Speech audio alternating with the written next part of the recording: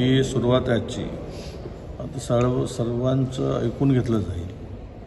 आम्ही आमची बाजू मांडू आणि शिवसेना किंवा आपले उद्धव ठाकरे जे आहे, पवारसाहेब आहे, काँग्रेस, तिघांची तर आता महाविकास आघाडी आहेच.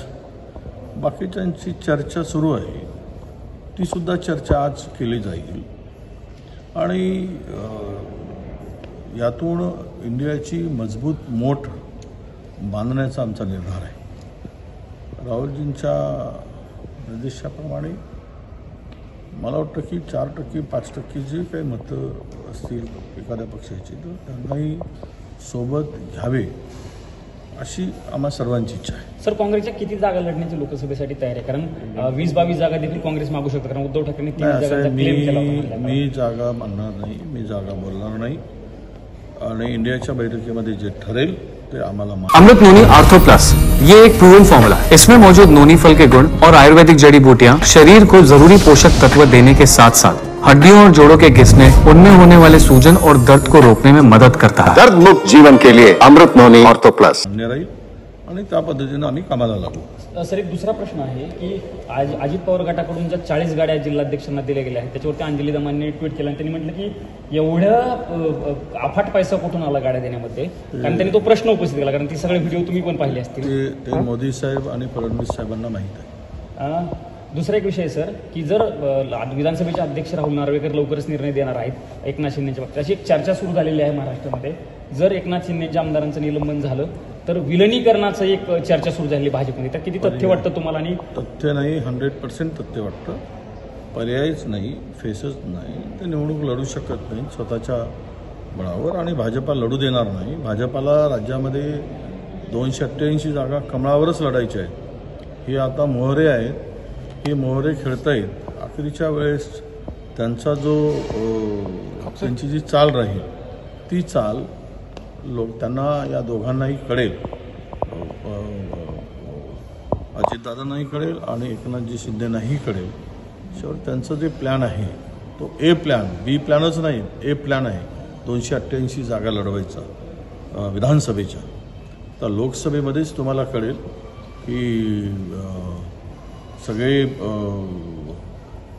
वाटपामध्ये कोणाला किती मिळतील. हे सगळं असं म्हणतात की हे सब देखते रह जाएंगे. सर, एक शेवटचा प्रश्न. 2024 श्याम पित्रोदांनी एक वक्तव्य केलेलं आहे की 2024 मध्ये जर समजा ईव्हीएम बाबतच्या शंका ज्या आहेत लोकांच्या मनात त्या जर दूर झाल्या नाही तर भाजप 400च्या पुढे जाईल.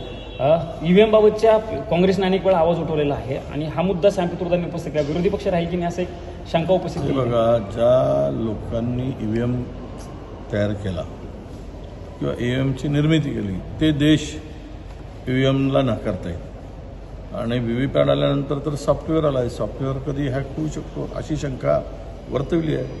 आणि मला वाटतं की एवढी तुमची लोकप्रियता आहे, एवढं तुमची तुमचा लोकसंग्रह आहे, तुम्हाला फार कॉन्फिडन्स आहे, तर एकदा दूध का दूध पाणी का पाणी होऊन जाऊ द्या. म्हणजे तुमच्या विश्वासार्हतेवरही शिक्कामोर्तब लागेल आणि जनसंग्रह तुमच्या बाजूला आहे, जनमत तुमच्या बाजूला आहे हेही सिद्ध होईल आणि लोकांचे तोंड बंद होतील.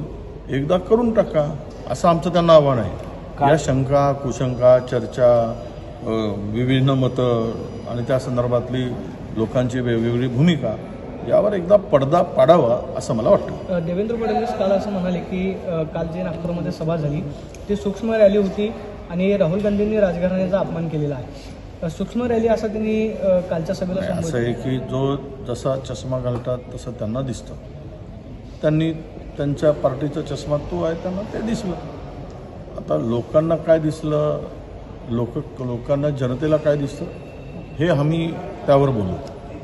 राजकीय पक्ष स्वतःच्या पक्षासाठी त्या भूमिका मांडत असतात, ते बोलत असतात. सर, तुम्ही म्हणताय की इंडिया आघाडी जो निर्णय होईल तो आम्हाला फडणवीस साहेबांचा चष्मा रिडिंगचा चष्मा आहे, जवळचा चष्मा आहे, लांबचा चष्मा नाही आहे. त्यामुळे फडणवीस साहेबांना त्यांच्या चष्म्यातून जवळचं दिसलं असावं. रॅली खूप लांब होती कारण लांबचा चष्माच फडणवीस साहेब घालत नाहीत अशी माझी माहिती आहे. सर, तुम्ही म्हणता की इंडिया आघाडीमध्ये जो निर्णय होईल जागा वाटपाचा तो आम्हाला मान्य असेल.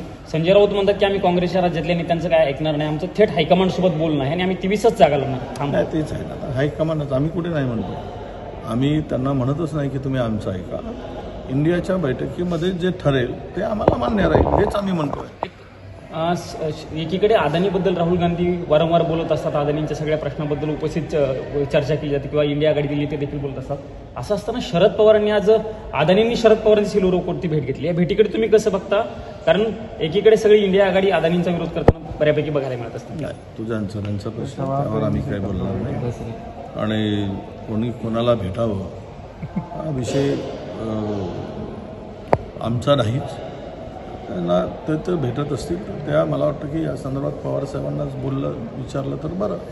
ते आम्हाला विचारून त्यांच्या भेटीवर आम्ही बोलायचं. आम्ही काही खिडकीला कान लावून थोडी बसलो होतो चर्चा ऐकायला, काय चर्चा. थँक्यू.